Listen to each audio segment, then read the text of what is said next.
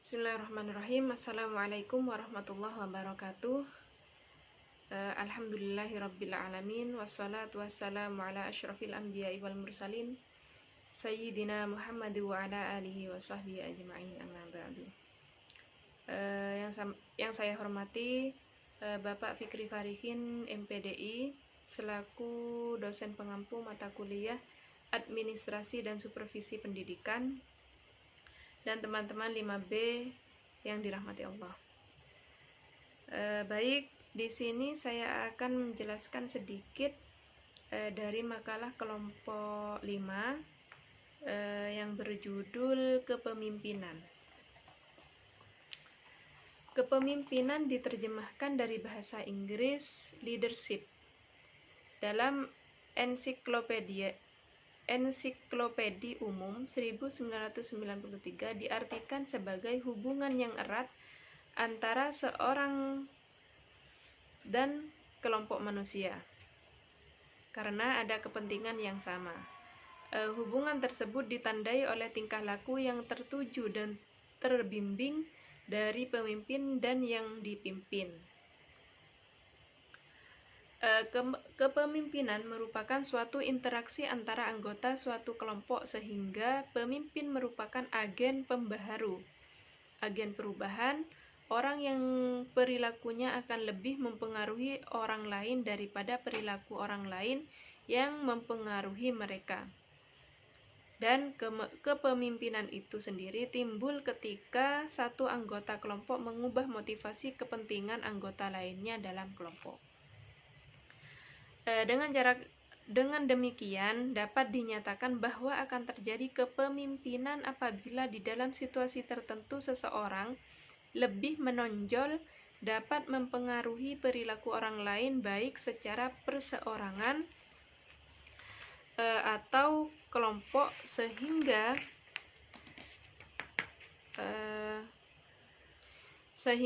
dengan penuh kesadaran orang-orang dapat mengikuti apa yang diinginkan pemimpin dalam mencapai tujuan. Jadi kepemimpinan pendidikan adalah suatu proses mempengaruhi, mengkoordinasi dan menggerakkan perilaku orang lain serta melakukan suatu perubahan ke arah yang lebih positif dalam mengupayakan keberhasilan pendidikan.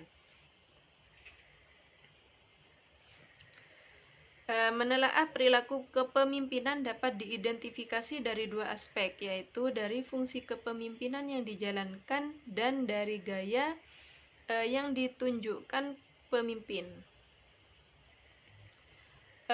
Yang A, fungsi kepemimpinan. Organisasi berisi sekelompok orang yang satu diantaranya dibutuhkan untuk menggerakkan mereka agar bekerja dengan efektif. Yang B, gaya kepemimpinan, yaitu gaya kepemimpinan merupakan norma atau dapat juga diartikan sebagai pola perilaku dalam memperagakan kepemimpinannya. Beberapa gaya kepemimpinan dapat dikemukakan sebagai berikut. 1. Gaya dasar kepemimpinan. Terdapat 4 gaya dasar kepemimpinan, yaitu otoriter, pseudo, demokratis, laissez-faire, dan demokratis. Yang nomor 1, otoriter adalah gaya kepemimpinan yang menekankan pada kekuasaan dan kepatuhan anggota secara mutlak.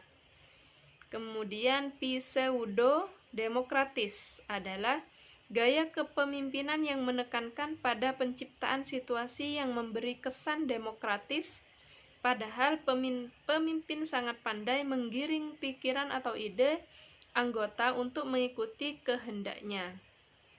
Kemudian laissez-faire adalah gaya kepemimpinan yang tidak menunjukkan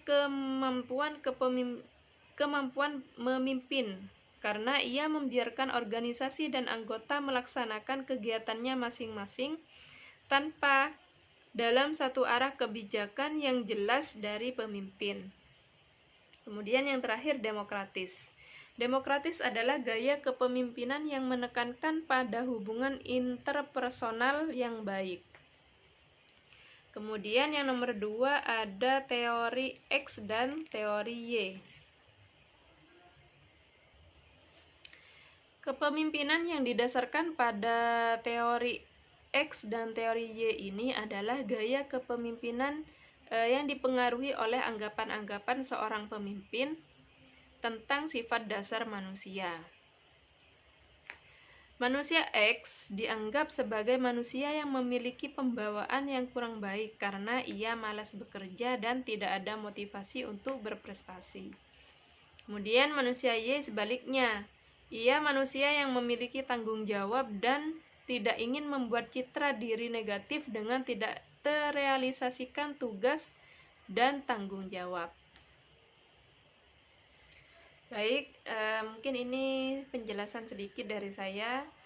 Apabila ada kekurangan dan kesalahan, saya mohon maaf yang sebesar-besarnya. Wabillahi taufiq wal hidayah. Assalamualaikum warahmatullahi wabarakatuh.